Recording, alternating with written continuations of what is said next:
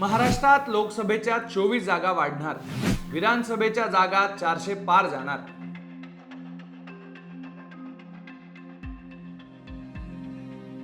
हो, विधानसभा आणि लोकसभेच्या मतदारसंघांमध्ये वाढ करण्यासाठी सध्या केंद्र सरकार तयारी करत असल्याचं समोर आलंय।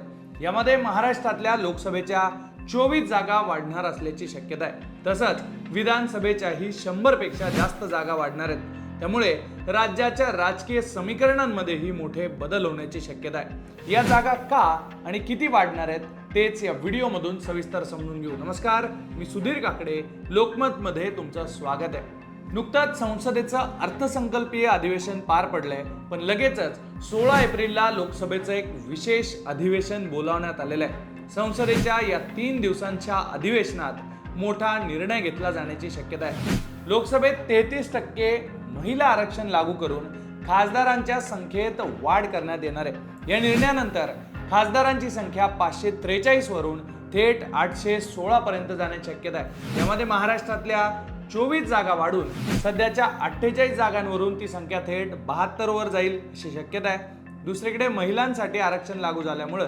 33% जागा म्हणजेच 273 जागा महिलांसाठी राखीव होतील आणि त्यासाठी या जागा वाढवण्याचं मोदी सरकारचं नियोजन असल्याची माहिती आहे।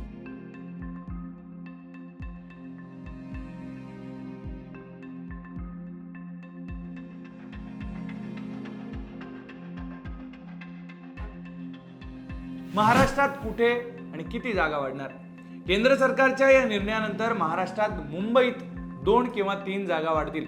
तसंच नागपूर, पुणे, ठाणे, नाशिक यांसारख्या शहरांमध्ये ज्या भागात लोकसंख्या वाढलेली आहे त्या भागाचे नवे मतदारसंघ तयार केले जातील अशी शक्यता आहे। बरं, लोकसभेपाठोपाठ महाराष्ट्राच्या विधानसभेच्या जागाही वाढण्याची शक्यता आहे। त्यामध्ये सध्या राज्यात 288 विधानसभा सदस्य आहेत, तर यात आणखी 100 ऍड होतील आणि ही संख्या 400च्या पलीकडे जाण्याची शक्यता आहे।